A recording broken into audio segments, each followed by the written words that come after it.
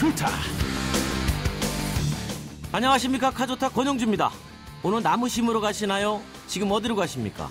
혹시 자동차로 가십니까? 그렇다면 지금 이동 중에 자동차가 내뿜는 이산화탄소 먹으라고 나무 심는군요. 그렇습니다. 자동차가 늘어날수록 이동할수록 지구는 힘들어합니다. 하지만 자동차 없이 살 수 있을까요?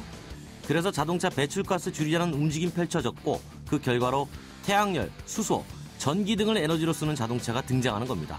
이들을 모두 친환경차로 부르죠. 오늘의 스타트 카톡 친환경차입니다.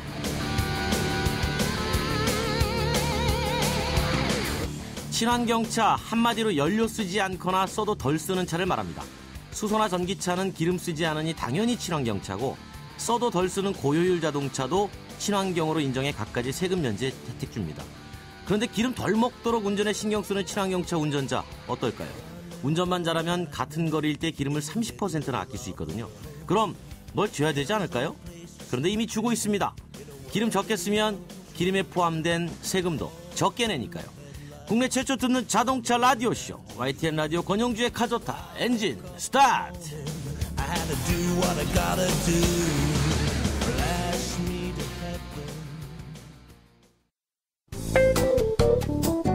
권영주의 카좋다는 프리미엄 하이브리드 기술의 리더 렉서스 하이브리드 제로가 함께합니다.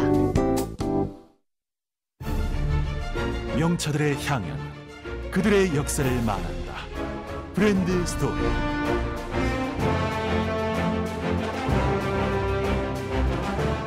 명차에는 이유가 있다. 명차 중에 명차, 명차 히스토리 짚어보는 브랜드 스토리. 자동차 블로그 니차두기의 운영자로 팬들을 몰고 다니는, 심지어 팬클럽까지 운영했다는 최근에 이상한 소문이 돌고 있는 한국경제신문 자동차 담당 기자 니차두기와 내 차 아는 변석기 나오셨습니다. 최인석 기자 안녕하십니까?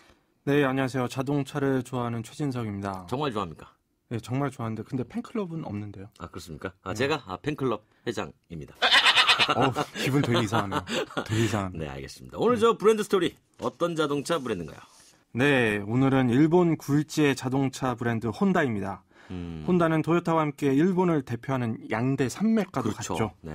창업자이자 엔지니어인 이 혼다 소이치로 회장은 타협하지 않는 기술력과 이 장인 정신으로 아주 잘 알려져 있죠. 네네. 아, 좋습니다. 가보시죠. 오늘의 브랜드 스토리 혼다입니다. 호!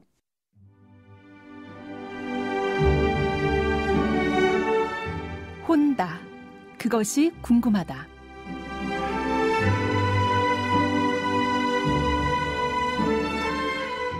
혼다 하면 떠오르는 것, 기술. 기술 하면 떠오르는 브랜드 혼다. 모터사이클로 자동차를 넘어 로봇과 항공까지 사업 영역을 넓힌 혼다의 중심에는 항상 기술이 자리 잡고 있다. 혼다의 창업주이자 핵심 엔지니어인 혼다 소이치로 회장은 인수합병 대신 기술 개발에만 전념해 독보적인 입지를 구축했다. 혼다가 쌓은 기술의 탑은 얼마나 높을까? 글로벌 브랜드 혼다에 대해 지금부터 자세히 알아보자.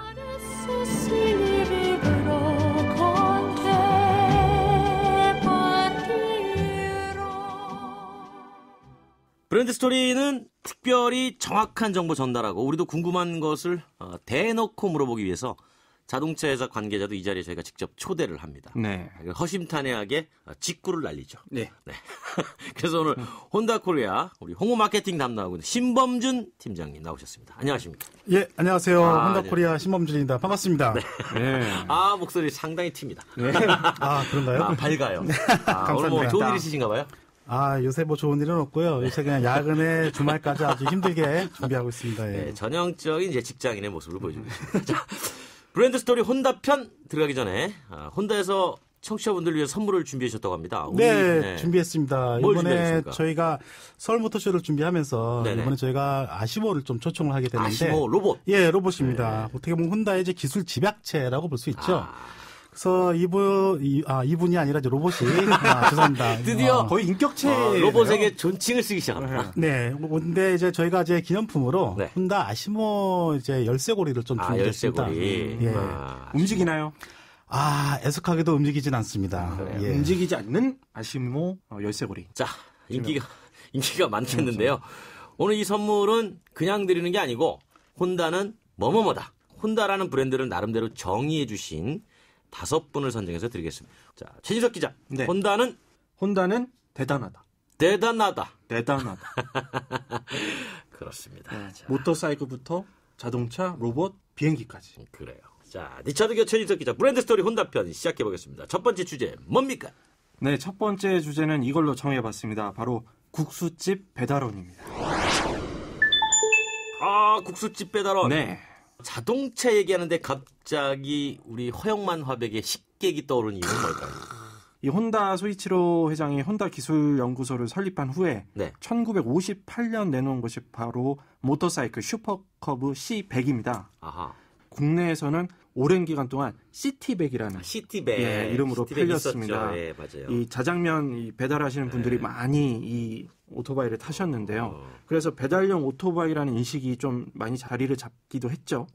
하지만 이 슈퍼커브는 누구나 적은 비용으로 즐겁게 탈 수 있는 모터사이클입니다. 이 기름 냄새만 맡아도 달린다고 할 정도로 연비가 좋기로 아주 유명하죠. 바라바라바라밤 이런 바이크 많았던 거 그건가요? 빠라바라바라밤은 이제 애프터 서비스로 아, 예, 장착한 거 보통은 띠띠 뭐 이러죠. 아. 예. 자, 신 팀장님 들어오셔야죠. 예, 예. 네, 타이밍 놓치지 마세요. 예, 죄송합니다. 예. 네, 그렇습니다. 슈퍼커브 이 차가 좀 대단한 점은 처음부터 개발 컨셉과 설계가 아주 완벽했다는 것이죠. 그렇죠. 전체적으로 모양새도 60년이 지나가고 있는데 지금까지 크게 바뀌지 않고 그 형태를 지금도 유지를 하고 있습니다. 아, 그렇군요. 60년이 돼가는데도 크게 바뀌지 않고 유지가 되고 있다. 아, 이게 변화에 둔감한 거냐 아니면은 장인 정신을 추구하는 것이냐. 어떻게 보십니까? 아, 거의 완벽하다고 볼 수 있죠. 완벽하다. 더 이상 변경을 하면은 완벽을 되게 벗어나는 진지하시네. 틀이 그러니까. 된다는 의미로 보시면 될 것 같습니다. 날 때부터 그냥 완벽하게 났어요. 그렇죠. 네. 아주 완벽하게 처음부터 태어났습니다. 그러니까. 예, 빈틈이 없습니다. 이건. 빈틈이 없어요. 빈틈이. 네. 야, 대단합니다. 아, 신번 나오자마자 정말 대단합니다. 6702님이 올라왔어요. 혼다는 스트리트 파이터의 스모 선수. 이렇게 이분은 오락을 좋아하셨네요. 그러니까 네. 상당히 좋아하시는데 네. 와닿진 않았어요. 9318님이 혼다하면 뭐니 해도 오토바이 아닌가요? 남자들의 또 일본말 나오네요. 체면, 가오죠. 재밌네요. 0396님이 혼다는 레전드다. 이번에 레전드는 정말 레전드던데요. 레전드죠. 6373님, 혼다는 멈추지 않는다. 그래서인가요? 브레이크 안 좋다는 소리가 있는데 진실을 밝혀주세요. 진실을 밝혀주시기 바라겠습니다. 신 팀장님? 제가요? 그럼 누가 밝힙니까? 브레이크가 안 좋다는 멈추지 소리가 않는다는 얘기는 이제 브레이크라는 의미보다는 성장이죠. 기술에 대한 부분을 멈추지 않는다. 성장이죠. 즉, 성장이 멈추지 않는 거예요. 브레이크 없는 성장. 제 얘기 좀 하겠습니다. 예. R&D를 통해서 꾸준히 기술 개발과 혁신을 통해서 지금까지 가고 있다. 맞아요. 그만큼 기술력이 독보적이기 때문에 죄송합니다. 독보적이기 때문에 지금까지 멈추지 않는다. 네. 이렇게 해석을 해주시면 좋을 것 같습니다. 신 그렇습니다. 팀장님의 자부심은 대단하다. 대단하다. 감사합니다. 자, 이렇게 샵 연구사번으로 혼다는 뭐뭐뭐다라고 본인만의 정의를 내려주시면 저희가 혼다에서 준비한 아시모 열쇠고리 선정해서 보내드리도록 하겠습니다. 자, 두 번째 주제는 뭡니까? 네, 이제 다음 주제는 포뮬러 1, F1입니다. F1. 역시 혼다가 네 바퀴 자동차 사업 시작하면서 이 포뮬러1에서도 발군의 기량을 보였어요. 네, 맞습니다. 이 두 바퀴 탈 것을 만들어 오던 혼다가 1962년 자동차 사업을 서두르러 시작했습니다. 그렇죠. 뛰어든 거죠. 그렇죠. 근데 여기서 믿기 힘들 정도로 굉장히 흥미로운 사건 하나가 있는데요. 62년에 자동차 사업을 시작했잖아요. 네. 2년 뒤인 1964년에 F1에 참가를 합니다. 대단한 거예요. 네, 신시험이 맞죠? 예, 맞습니다. 혼다는 1962년 자동차 사업 진출을 선언했고 이듬해 1963년 첫 스포츠카 S600과 경트럭 T360을 내놨습니다. 그리고 1년 뒤에 1964년 세계에서 가장 빠른 레이싱카의 경주인 F1에 참가를 했죠. 이게 2년 만에 도전이니까 정말 무모한 도전이었어요. 어떻게 보면은. 그런데 이거를 말씀하신 대로 무한 도전으로 바꿔놨단 말이에요. 그렇죠. 맞습니다. 예. 정말 이 과감하기도 하고 무모해 보기도 했는데 어쨌든 첫 해 참가한 결과는 어땠습니까? 아쉽게도 참가 첫 해의 결과는 별로 좋지 않았습니다. 하지만 이듬해인 1965년에 상황이 좀 바뀌었습니다. 8번의 레이스 참가에 최종적인 멕시코 대회에서 우승을 했습니다. F1 역사상 아시아 제조사가 거둔 첫 우승이었습니다. 3년 도전해가지고 마지막에 우승했네요. 네, 맞습니다. 혼다는 이후 1968년 프랑스 그랑프리에서 팀의 드라이버가 이제 사고로 사망하면서 F1을 떠났고 네. 15년이 지난 1983년 다시 복귀를 했는데요. 네. 93년까지, 그러니까 83년부터 93년까지 10년 동안 엄청나게 많은 우승컵을 들어올렸습니다. 1988년에는 혼다 엔진을 탑재한 영국의 맥라렌이 전체 시즌 16경기에서 15경기를 우승하는 압도적인 기록을 세우기도 했죠. 네. 이때 이제 그 맥라렌 팀이 이른바 혼다 엔진을 가지고. 그렇죠. 엔진이 너무 좋은 거예요. 1993년에 철수를 했어요, 갑자기. 네. 왜 그랬을까요? 네, 이때는 미국 시장 공략을 위해서 인디카 레이스에 출전하기 위해 철수를 그 당시에 했습니다. 미국 가려고. 예, 하지만 이제 2000년대에 다시 F1을 다시 엔진 공급자로 참가를 했고요. 네네. 151개의 그랑프리 출전에 69차례의 우승을 차지했으며 대단하네. F1의 명가로 인정을 받기 시작했습니다. 이때 쌓은 기술력을 바탕으로 지금 최근에 나올 예정인 차 NSX 이런 명차들도 계속 나오고 있습니다. 네. NSX. NSX. 세계 최초로 차체 전체를 알루미늄 바디로 허허. 만든 최초의 차가 이 NSX입니다. 상당히 가볍겠네요. 그리고 또 혼다가 올해부터 F1에 다시 복귀를 했잖아요, 심팀장님. 네, 맞습니다. 올해부터 맥라렌 팀에 저희가 이제 엔진을 공급하면서 F1 부대에 다시 참가를 했습니다. 근데 오스트리아 GP에서 탈락했잖아요. 그렇죠. 왜 이번에 하셨어요? 말레이시아에서도 예. 뭐 사실 뭐 제가 직접 참여한 게 아니기 때문에 뭐 어쨌든 뭐 다양한 이유가 있겠죠. 여러 가지. 좀 더 봐주신다면은 좋은 결과 있지 않을까 생각됩니다. 네, 예. 자, 전인석 기자, 다음 주제 뭡니까? 네, 다음 세 번째 주제는 바로 대결입니다. 대결. 예. 혼다는 일본은 물론 세계 무대에서 토요타와 경쟁을 하고 있는데요. 두 회사 간의 자존심 싸움이 엄청납니다. 맞죠, 심팀장님? 네, 맞습니다. 저희는 뭐 특정 브랜드와 또 경쟁을 한다기보다는 소비자들에게 보다 좋은 품질의 차를 보다 좋은 가격으로 보다 열심히 제공한다는 게 가장 큰 의의가 있다고 보시면 될 것 같습니다. 제가 그렇게 말씀하실 줄 알고 제가 좀 말씀을 드리겠습니다. 이 혼다와 토요타 라이벌의 역사는 굉장히 흥미로운데요. 이게 네. 1970년대로 거슬러 올라갑니다. 두 회사는 소형차급을 시작으로 중형차와 고급차, 미니밴과 크로스오버 유틸리티 차량으로 경쟁 차급을 계속 확대하면서 서로 견제했는데요. 네. 1970년대는 소형차급에도 토요타 코롤라와 혼다 시빅이 있었고, 그렇죠. 1980년대에는 중형차급에서 토요타 캠리와 혼다 어코드가 그렇죠. 각 차급 판매 1위 자리를 놓고 다퉜죠. 거의 뭐 네. 모든 차급이 서로 경쟁을 하는 거예요. 그렇죠, 그렇죠. 어제 문자 올라왔어요. 6870님이 오 아시모 완전 레어템인데 갖고 싶어요. 근데 혼다랑 아시모가 관련이 있는 건 처음 알았네요. 아 그렇군요. 9093님이 혼다는 폭이 넓다. 스쿠터부터 잔디깎기 기계, 제트기까지 만드는 만물상 같은 브랜드. 하나하나 칠사님이 혼다는 내 첫 차다. 대학 들어가고 배달 알바할 때 덜덜거리면서 운전했었죠. 열정페이들의 눈물을 대변한다고나 할까요? 아, 저도 대학 때 이 모터사이클 가지고 배달했었는데. 그렇군요. 8562님. 혼다는 헷갈리는 현대차. 엠블럼 비슷해서 순간 착각하면 현대차로 보여요. 그렇군요. 자, 같은 H라서 그렇죠. 샵 연구사번으로 이렇게 혼다는 땡땡땡이다 보내주시면 저희가 아시모 열쇠고리 보내드리겠습니다. 1990년대부터 이제 2000년대 중반까지는 두 회사가 경쟁을 하면서 상당히 일본차 전성기를 주도했어요. 네. 그때 뭐 우리 신 팀장님도 같이 참여를 하셨나요? 아, 예. 갑자기 훅 들어갑니다. 네. 긴장을 놓치시면 안 돼요. 예, 2000년대 중반에도 이제 저도 같이 참여를 했죠. 그렇죠. 한국에서. 예, 한국에서요. 예. 한국에서도 사실 토요타하고 혼다가 거의 비슷한 제품들을 많이 내놓으면서 경쟁을 많이 했어요. 네네.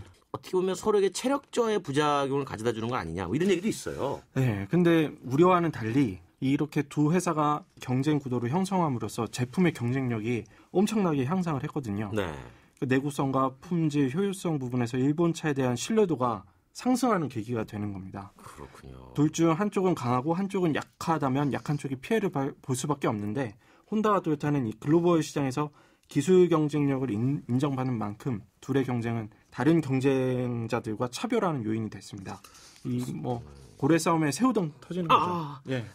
등 터지는 소리였어요? 예. 자, 신진양님 고래 싸움에 새우등 터져보셨어요? 많이 터지죠. 아유, 예. 네, 적당히 좀 터지셔야 되는데 그죠? 심진양 지금 입술이 터졌어요. 예. 피곤하셔가지고 실제로 터집니다. 예. 입술이 터지셨네요. 터졌어. 예, 이게 정말 피곤이 많이 누적되셨나 봐요. 네, 이게 화면이 나오는 방송이라면 제가 입술을 보여드릴 수 있을 텐데 이 라디오라는 게 참 안타깝습니다. 이 방송을 저희 사장님께서 좀 보셨으면 들으셨으면 하는 게 제 개인적인 생각입니다. 예. 저희 참고로 저희 혼다코리아 정우영 사장님, 저희 이코노미스트 조영탁 기자가 와가지고 히말라야 경영자로 소개를 한번 한 적이 있어요. 예, 알고 있습니다. 예. 뚝심의 경영자. 예, 맞습니다. 에베레스트 예. 꼭대기까지 간다. 예, 주말마다 산에 갑니다, 제가. 예. 어쨌든 뭐 두 회사가 이제 고려라고 한다면 새우는 어떤 회사입니까? 글쎄요. 현대차? 세 번째 주제까지 살펴봤고 네 번째 주제는 뭡니까? 네, 마지막 네 번째 주제는 아큐라입니다. 아큐라. 이게 미국에서는 어큐라를 발음을 하죠. 아큐라. 네, 혼다의 프리미엄 브랜드인데 국내에 아직 안 들어왔어요. 예. 들어옵니까? 이 정확하게 말씀드리면 브랜드는 아직 안 들어왔지만 네. 차는 이미 들어와 있죠. 아 그렇습니까? 네, 최근 출시된 혼다의 대형 세단 레전드가 그렇죠. 바로 미국 시장에서 어큐라 RLX로 판매되는 차량입니다. 신팀장님, 이 어큐라라는 브랜드에 대해서 좀 설명해 주시죠. 어큐라. 예, 어큐라는 1986년 일본 자동차 업체들 중에 처음으로 설립한 프리미엄 브랜드입니다. 맞아요. 예, 1970년대 오일 쇼크를 지나 1980년대에 접어들자 경기가 살아나기 시작했습니다. 그렇죠. 경기가 살아나면서 벤츠, BMW와 같은 프리미엄 브랜드를 판매량이 증가했고 이에 혼다도 프리미엄 시장에 진출하기로 결정을 했습니다. 어큐라는 아큐라 라티노로 기계적이고 매우 정교하다는 의미를 담고 있습니다. 상당히 뭔가를 읽으시는 것 같아요. 아니, 읽지 않고 머릿속에 외워왔습니다. 이렇게 방송하시는군요, 이게. 대단하십니다. 예. 기억력이. 전문용어로 저희는 상당히 팟캐스트 같은 방송. 방송 같은 팟캐스트. 예, 적응되고 있습니다. 이제. 이제 이 아큐라는 이 대형 세단 HX 단일 모델로 처음에 시작했는데 지금은 다양한 차종으로 확대를 했죠. 아까 말씀드렸던 NSX도 미국에선 어큐라 브랜드로 출시가 됐죠. 신팀장님, 근데 판매는 좀 렉서스에 대해서 그닥 신통치는 아닌 것 같은데 어떤가요? 네, 1980년대 후반에 일본 브랜드 중에 최초로 프리미엄 브랜드를 출시를 했기 때문에 관련 시장이 그 당시에는 좀 활성화되지 전이었습니다. 이 때문에 브랜드 설립 이후에 초창기에는 좀 고전을 했고 2000년대 들어서는 판매량이 안정권에 접어들었고 실제로 지난 4, 5년간의 판매량은 지속적으로 증가를 좀 하고 있습니다. 네, 그렇군요. 그럼 이번에 국내 출시한 레전드에 대해서 짧게 설명 한번 해주십시오. 네, 레전드는 혼다의 대형 프리미엄 세단이고요. 4륜 정밀 조향 기술 PAWS와 핸들링 보조 시스템인 AHA가 탑재된 대형 세단으로 주행 안정성이 우수하고 코너에서도 움직임이 아주 민첩한 게 장점입니다. 이 차량 가격이 어떻게 되나요? 예, 가격은 6,480만 원이고요. 각종 첨단 기술과 고급 세단으로 아마 타신 분들은 많은 부분들이 만족하지 않을까 생각됩니다. 네. 예. 사실라고요? 저요? 네. 아니요, 그냥 가격은 그냥 물어보네요. 네. 네, 다시 한번 혼다에서 권영재 카주타 청취자를 위한 선물 알려드리겠습니다. 아시모 열쇠 로봇고리 혼다는 땡땡땡이다 이렇게 정해 주신 분께 5분 선정해서 보내드리겠습니다. 짧은 문자 50원, 긴 문자 100원이 부과되는 샵 우물정 연구사번호로 혼다는 땡땡땡이다 보내주시기 바랍니다. 자, 지금까지 기술력으로 세계 최정상에 자리에 있는 일본 브랜드 혼다에 대해서 알아봤습니다. 혼다 소이치로 회장이 모터사이클과 자동차 기술 발전에 많은 공헌을 한 엔지니어인데요. 이분이 남긴 명언 중에 이런 게 있습니다. 내게 주어진 시간의 99%를 실패하는 데 쓴다. 상당히 멋진 말이죠. 네. 신범윤 팀장님, 주어진 시간의 99%를 실패하는 데 쓰시기 바라겠습니다. 감사합니다. 예. 한국정규신문의 자동차 담당 니차도 기어 최진석 기자 오늘도 수고했고요. 다음 시간에 또 재미있고 깊이 있는 브랜드 스토리 기대하겠습니다. 두 분 고맙습니다. 네, 감사합니다. 감사합니다. 이것만은 짚고 가자. 자동차 핫 이슈. 이것만은 알고 가자. 알기 쉽게 풀어보는 자동차 이슈 시간입니다. 이투데이 최재혁 기자 나오셨습니다. 안녕하십니까? 예, 안녕하세요. 플러그인 하이브리드 시대가 개막이 된 것 같습니다. 예, 출시 전부터 이재용 삼성전자 부회장이랑 배우 김수현 씨가 산 네. 것으로 알려지면 좀 화제가 됐었죠. 네. BMW의 i8이 지난달 국내에 첫 선을 보인 PHEV 모델인데요. 그렇죠. 이 차는 가격이 일단 1억 9,900만 원에 달할 정도의 슈퍼카입니다. 근데도 벌써 100대가 사전 계약될 정도로 인기가 높은데요. i8의 출시 하루 뒤에는 포르쉐도 카이엔 하이브리드를 선보였습니다. 네, 맞죠. 네. 가격은 1억 1,490만 원인데 기존 카이엔의 가격대가 1억 원 전후반대였던 것을 고려하면 이 PHEV 모델도 가격 저항대가 별로 크진 않은 셈이죠. PHEV를 이제 엄밀하게 설명을 하면 전기차하고 하이브리드하고 섞어놓은 거예요. 예. 그러니까 콘센트 꽂아서 충전할 수도 있고 자체 충전된 전기로 갈 수도 있는 하이브리드. 예, 주행 거리가 긴 게 장점이죠. 그렇죠. 시장 전망 가능성이 있을까요, 국내에서? 일단 시장조사기관에서는 2020년에는 이 차량이 전 세계에서 170만 대가 팔릴 것이라고 좀 낙관적으로 전망을 하고 있습니다. 글로벌 시장에서 170만 대. 네, 글로벌 시장에서요. 이런 전망의 근거는 일단 이 차량의 일반 하이브리드 차량에 이은 차세대 친환경차로 평가가 되고 있잖아요. 네. 또 미국에서는 2017년부터는 하이브리드 차량을 친환경 차량에서 제외한다고 하더라고요. 네네. 그러니까 현재 하이브리드 수요가 가까운 미래에는 PHEV로 옮겨가면서 뭐 그 시장이 크게 늘어날 것이라는 전망이 나오고 있는 것이죠. 그러니까 이제 초반에 하이브리드를 열심히 지원하다가 하이브리드가 일반화되니까 이제 네. 그런 지원을 이제 PHE 플러그인 하이브리드 쪽으로 옮겨가는군요. 예. 근데 또 여기서 뭐 앞서 여러 번 언급이 됐지만 충선저 문제를 얘기 안 할 수가 없잖아요. 네네. 근데 일단 지난달에 제주에서 민관이 합동으로 뭐 2017년까지 5,600개의 충전소를 마련하겠다. 뭐 이런 계획을 발표했잖아요. 네. 방식은 뭐 별도 법인을 통해서 각자가 출자하는 방식인데 여기에 일단 현대 기아차가 들어갔거든요. 현대 기아차가 얼마만큼 의지를 갖고 충전소 확충에 나서냐. 뭐 거기에 따라서 PHEV의 국내 시장 흥행이 좀 결정이 될 수도 있겠죠. 일단은 뭐 현대기아차가 뛰어들었다는 얘기는 어느 정도 이제 제주도 같은 경우에 가능성을 좀 본 것 같아요. 네. 제주도는 일단 또 섬이니까 네. 섬의 왼쪽 끝에서 오른쪽 끝까지 충분히 전기차의 충전 거리만큼 이동할 수 있는 거리가 되거든요. 예, 또 현대차가 이번 서울 모터쇼에서 소나타 PHEV를 처음 선보였죠. 그렇죠. 그리고 뭐 이달 중에 출시할 계획이니까 이 차량의 판매가 어떻게 되는지에 따라 현대차의 뭐 이렇게 자세도 좀 결정이 되겠죠. 보조금은 정해졌나요? 그 보조금은 아직 PHEV에 대한 별도의 기준은 없습니다.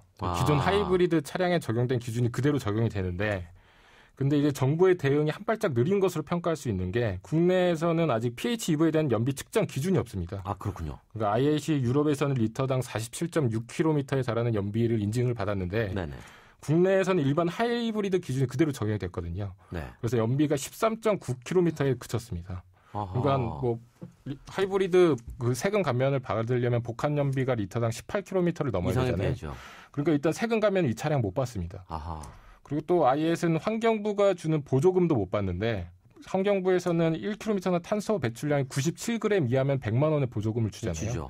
IS는 123g이 나와가지고 이 차는 또 보조금도 못 받습니다. 그러니까 전기 콘센트를 꽂아서 충전해서 전기로 가는 거리는 인정을 하지 않은 거군요. 예. 아, 기존 하이브리드 방식만 인정을 한 거여서 이게 좀 논란이 될 것 예. 같습니다. 그러니까 그 기본적으로 충전만 잘하면 일반 하이브리드보다 훨씬 더 친환경적인데 예. 오히려 그 세제 혜택은 하이브리드보다 받지 못한다. 예. 충분히 논란거리가 되겠군요. 근데 뭐 이런 차들은 사실 그 고가의 차량들이니까 보조금이나 뭐 세금 감면이 구매에 결정적인 영향을 미치지는 않잖아요. 물론 미치지는 않지만 이제 예. 예를 들어서 현대 기아차가 소나타 하이브리드를 예, 내놓으면 예. 그때는 또 얘기가 달라지겠죠. 그러니까 이제 소나타 PHEV가 나오는 시점에 그 관련 제도가 마련되냐 안 마련되느냐 그런 거에 따라서 PHEV의 친환경 차로서의 성장 가능성을 좀 볼 수가 있겠죠. 그렇군요. 저도 나름대로 이거 한번 취재해 본 적이 있었는데 네. 산업통상자원부에서 이런 얘기를 합니다. 예.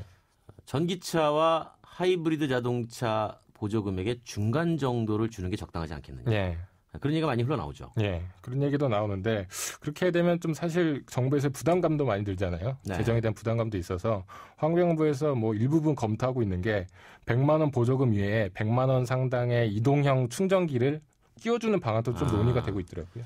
그러니까 사실 플러그인 하이브리드뿐만이 아니라 뭐 전기차도 그렇고 하이브리드도 마찬가지인데 예. 지금 유럽 같은 경우에는 전기차 같은 경우도 크게 보조하지 않고 예. 오로지 제조사가 가격 경쟁력을 갖춰서 소비자에게 편하게 쓸 수 있도록 너희들이 알아서 판매를 해라라고만 예. 해주잖아요. 예. 근데 우리는 지금 보조금을 계속 주고 있지 않습니까? 예. 이런 보조금이 일종의 마약이 될 수도 있다. 예. 이런 얘기도 있습니다. 보조금을 걷어들이면 예. 바로 뭐 관심이 떨어지는 예. 그런 것에 대해서는 어떻게 좀 업계에서 보고 계십니까? 뭐 저 역시 뭐 과도기적인 단계로 보고 있는데요. 네. 뭐 유럽에서는 보조금을 주는 대신에 뭐 친환경차 구입 동기를 유발시키는 방향으로 정책을 펴고 있잖아요. 네네. 그러니까 주차 우선권을 주거나 아니면 그렇죠. 전기차 전용 도로를 만든다거나 그렇죠. 뭐 그런 식으로 하고 있는데 국내에서는 아직까지는 보조금이라는 버팀목에만 좀 기대고 있는 상황인 거죠. 이 버팀목이 그 앞서 말씀하신 것처럼 마약이 돼서 실제 산업 성장을 조금 저해하는 게 아니냐 그런 의견이 이제 조금씩 나오고 있더라고요. 그러니까 저 같은 경우에 내가 만약에 뭐 정책 입안 담당자는 아니지만 예. 이런 상상을 한번 해봤습니다. 플러그인 하이브리드에 보조금을 많이 주는 것도 좋겠지만 예. 그거보다 만약 버스 전용 차선을 달리게 해주겠다. 고속도로. 예. 그러면 약간 무리해서라도 사실 분들이 꽤 있을 것 같아요. 예. 그렇지 않겠습니까? 예. 뭐 소나타 PHEV도 가격 차이가 그렇게 크게 차이 내놓지 않을 거잖아요. 그 회사 네네. 정책상 아무래도 그렇게 예상이 되는데 뭐 그렇다면은 이렇게 말씀하신 것도 굉장히 유효한 정책이 될 수도 있겠네요. 그러니까. 아니 왜냐하면 노르웨이가 전기차 보급하는데 버스 전용 차선을 달리게 줬더니 갑자기 전기차가 폭증했습니다. 예. 그러니까 그런 것처럼 예. 운행할 때에 뭔가 이점을 가져갈 수 있도록 만들어주면 충분히 대중보급은 보조금 없이도 가능하다. 이런 예. 얘기가 나오는 거죠. 예. 자, 두 번째 이슈 한번 넘어가 보죠. 요즘 택시가 좀 뜨겁습니다. 예. 요새 택시의 감차와 관련해서 서울시와 업계 이견이 되게 크죠. 네. 그 서울시가 택시 업계는 사실 우버 택시라고 있었잖아요. 우버 택시 알죠? 그거를 퇴출하는 데 있어서는 찰떡 궁합을 보여줬죠. 그래서 아주 뭐 우버X가 지난달에 사실상 업무를 종료하면서 네. 서비스를 종료하면서 좀 그 사업도 중단이 됐는데, 근데 이들이 뭐 감차 보상금 제도에서 좀 약간 정면 충돌하고 있는 양상이죠. 그러니까 서울시와 택시업계 모두 차를 줄여야 된다는 공감을 하는데. 네. 그 감차 보상 금액에 대한 차이가 큰 거죠. 지금 자치단체는 얼마 제시하고 있습니까? 그 1,300만 원을 지금 책정하고 있습니다. 그러면 이제 네. 사업자들은 얼마 달라고 합니까? 네, 사업자들은 법인 택시는 최대 5천만 원, 개인 네. 택시는 최대 7,500만 원 이상은 줘야 된다고 얘기하고 있는데 근데 사실 이마저도 부족하다는 의견이 되게 많아요. 그래서 재원 확대를 주장하고 있는 거고 또 대전시에서 지난해부터 택시 감차 10원 사업을 우리나라에 처음으로 실시를 했거든요. 네. 근데 거기서 주는 보조금이 개인 택시는 9천만 원이고 그 법인 택시는 3,600만 원이거든요. 서울시가 지금 간으로 내놓은 뭐 7,500만 원이나 5천만 원도 거기에는 좀 일부분 부족할 수가 있는 거잖아요. 그렇군요. 택시업계에서 좀 반발이 큰 거죠. 그러면 대전도 그렇고 서울도 그렇고 택시업계에서 요구하는 뭐 한 9천만 원 또는 뭐 7,500만 원을 준다고 한다면 예. 이 감차가 실제로 이루어질 수 있습니까? 대전에서는 일단은 하고 있죠. 그 올해부터 연간 167대씩 8년간 1,336대를 줄이겠다는 정책을 추진하고 있는데요. 네. 서울시에서는 지난달에 올해 591대를 줄이겠다는 정책을 발표를 했죠. 네. 근데 이게 좀 설익은 정책이다 보니까 고작 그 예산이 77억밖에 책정이 안 됐거든요. 네. 그거를 나눠보면 한 대당 1,300만 원인 건데 그러다 보니까 업계와 이견이 너무 큰 거죠. 그래서 이거를 좀 좁혀야 되는데 그래서 이게 뭐 계속 회의를 거듭하다 보면은 올해 안에는 이 제도가 그 감차가 실질적으로는 이루어지지 않을 수도 있다. 그런 얘기들이 일부분 나오고 있습니다. 사실 감차가 추진된다는 게 그 감차를 하는 사업자 입장에서는 재산 가치를 처분하는 거잖아요. 네, 맞습니다. 그러면 그것 때문에 오히려 개인 택시 매매가가 급등하고 있다. 이런 현상도 있다면서요. 예, 제가 여기 YTM 상암 오면서 또 택시를 타고 왔는데 네. 또 택시 기사분한테 또 한 번 더 여쭤봤거든요. 네. 그러니까 그 미터집이라고 택시에 미터기를 달거나 결제 그렇죠. 수단을 달아주는 그곳에서 개인 택시 면허가 주로 거래가 많이 되더라고요. 되죠. 근데 그분들 말씀을 좀 정확하게 보면 올해 초나 지난해 말에는 그게 한 1억 안팎에 좀 거래가 됐대요. 개인 택시 면허 예. 비용이. 근데 거기에 또 택시 가격이 1,500만 원에서 2천만 원이니까 한 1,200만 원에 이렇게 차를 구입할 수 있는 건데, 네. 개인 택시를 몰 수 있는 건데, 네네. 근데 이게 서울시가 감차 정책을 발표한 뒤에 한 그 개인 택시 면허 가격이 20-30%가 급등을 했다 그러더라고요. 그래서 뭐 지금은 총 1억 5천만 원 이상은 줘야 개인 택시 면허를 보유할 수 있는. 택시 시장은 지금 구조조정이 필요한 상황이잖아요. 네. 하지만 택시 면허는 가격이 급등하는 굉장히 이질적인 상황이 발생하는 거죠. 그러네요. 그래서 뭐 감차를 추진하고 있는데 개인 택시 서로 면허의 어떤 그 거래 비용은 급등을 하고 네. 그렇게 되면 또 다시 나중에 그걸 산 사람들은 네. 감차하자 그러면 더 많은 돈을 요구할 테고 또 이게 매매 가격이 급등하다 보니까 정부가 지금 협상 중인데 그 보상금을 더 높여야 된다. 그렇죠. 그렇게 나오겠죠. 당연히. 네, 그런 식으로 높여야 되니까 그런 얘기들이 계속 나오고 있는. 그럼 뭐 정부나 자치단체는 재정이 넉넉하지 않으니까 네. 또 줄 수 없다 또 이렇게 버티게 네. 되고 그러면 뭐 결국 감차는 현실적으로는 거의 이루어지지 않을 가능성이 높겠네요. 그럴 수도 있겠지만 뭐 대전시에서 일단 실시는 하고 있으니까 네. 정부 서울시에서 빨리 해결 방안을 좀 최대한 빨리 내는 게 갈등을 좀 줄이는 방법이겠죠. 택시 사업자 입장에서는 내 차를 그래 나는 이제 더 이상 운행을 하지 않을게 네. 보상을 해줘 보상 받았습니다. 예. 나 어디서 일하지? 예. 고용 안정을 요구할 수도 있지 않나요? 그렇죠. 이 택시 감차의 문제는 이제 수요와 공급 논리를 이미 벗어난 문제잖아요. 그렇죠. 네. 뭐 수요와 공급 논리 따랐다면 과잉 향상도 일어나지 그렇죠. 않았겠죠. 그래서 여기서 택시에 주로 종사하시는 분들 좀 살펴볼 필요가 있는데 이분들이 되게 5, 60대 분들이 많으시잖아요. 많죠. 예. 뭐 이렇게 일부 다른 사업에 계시다가 퇴직을 하고 택시를 하시거나 아니면 택시를 오래 모셨던 분들인데 근데 이분들 중에서 택시 감차로 인해 그 직장을 잃었다. 뭐 실질적으로 퇴직금 명목인 보상금을 받긴 받고 그렇죠. 그렇다고 해도 그 이후에 좀 고용 안정성은 전혀 떨어지는 거잖아요. 그렇죠. 그래서 뭐 택시 노조들 일부에서는 좀 더 그 고용 안정에 대한 방안도 마련해야 된다. 이렇게 주장하고 있습니다. 그러니까 이제 개인 택시 같은 경우는 사업자 입장에서는 네. 감사한다고 면허를 반납하고 보상 비용을 받으면 이렇게 생각하실 거예요. 나 일종의 퇴직금 받았다. 네. 그러니까 퇴직 후에 나 일자리 있어야 되지 않겠느냐. 네. 분명히 또 이렇게 나올 수도 있겠죠. 어쨌든 뭐 택시업계도 경쟁력 강화해서 뭐 앱 택시 사업 진행하고 있다는데 뭐 좀 정리 좀 해주시죠. 뭐 어쨌든 갑차 같은 구조조정도 있지만 뭐 택시업계 나름의 경쟁력을 강화하는 방안도 그 수반돼야 하는 게 분명하잖아요. 네. 택시에서는 뭐 우버 택시가 퇴출된 이후에 뭐 그 서비스를 높이기 다음 카카오와 함께하는 카카오 택시나 다음 뭐 카카오 SK 나오죠. 플래닛이랑 함께하는 TF 택시 같은데 참여하고 있잖아요. 이런 것들은 이제 승차 뭐 앱을 통해서 택시를 부를 수 있으니까 승차 거부와 같은 문제를 좀 줄여줄 수 있겠죠. 그리고 또 뭐 예약 서비스 전용인 고급 택시 서비스도 이제 실시를 한다고 하니까 뭐 소비자분들의 그 택시에 대한 불만이 많은데 요거에 대한 격차를 줄여나가는 것 역시 택시업계 과제라고 생각이 됩니다. 그렇죠. 어떻게 뭐 서비스를 좀 개선해서 잘 이용하게 만들어서 소비자들이 돈을 지출함에 있어서 나는 충분히 그만한 서비스를 받았다. 네. 그랬을 때 사실은 택시업계도 나름대로 생존이 보장되는 거 아니겠습니까? 네. 이투데이 최재혁 기자와 함께 자동차 핫 이슈 두 가지 짚어봤습니다. 고맙습니다. 예, 감사합니다. 희망은 빛나는 미래죠. 희망은 내일의 성공. 희망은 활기찬 노후지. 희망은 저 기은센과 함께 희망을 노래해요. 희망을 키우는 평생은행 IBK 기업은행. 이천 어디에 사시겠습니까? 이천의 새로운 중심을 생각한다면, 이천의 더 큰 내일을 생각한다면 이천이 준비하고 한양이 짓는 젊은 도시를 만나십시오. 이천이 준비한 젊은 새도시, 이천 증포새도시 한양 수자인. 문의 1899-6316. 주식회사 한양.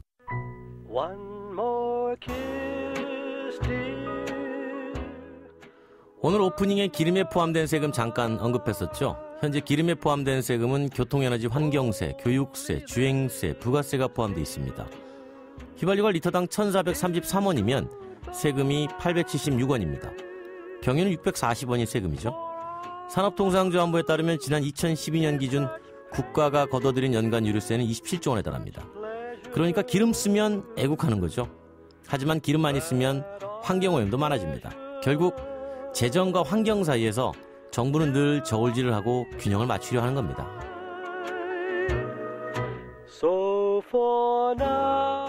그럼 기름 안 쓰는 전기차로 바뀌면 어떨까요? 국민들이 기름 적게 쓰거나 안 쓰니 세수도 줄어듭니다. 여기서 줄어든 세금 어디서 메울 수 있을까요? 결국 다시 전기차로 오게 됩니다. 이미 전력세 개념이 만들어져 있는 배경이죠. 전기차 만들어졌고 충전소 늘어나고 충전 시간도 짧아지는데 전기차 왜 보급되지 않느냐고 궁금하셨던 분들, 이제 궁금증 해소되셨나요? 정부로선 세금 안 받고 유류세마저 부과 못하는 전기차가 내심 꺼림칙했던 겁니다. 한마디로 처음부터 유류세 많이 넣어두니 이제와 포기 못하는 겁니다. 그래서 늘 첫 단추가 중요하죠. 이처럼 첫 단추 잘못 끼워 고생하시는 분들을 위해 준비했습니다. 권영주의 반전 드라이빙 뮤직, 손호영의 너만을 원했다. 너를 잊지 못해 난 그저 애타게 널 기다려왔어. 내 곁엔 없는 잡히지도 않는 너만을 그리며. 오늘도 안전운전하세요. 권영주의 카조타 파킹. 나를 버리고 떠난 너는 그렇게 웃고 있지만 그래도 사랑한다. 널 사랑한다. 나는 그렇게 너만을 원했다. 그렇게 원했다. 지독하게 퍼진 너란 톡 때문에 미쳐가잖아. 더 원하잖아. 내 가슴 속엔 너만 사는데 지워도 넌 보이잖아.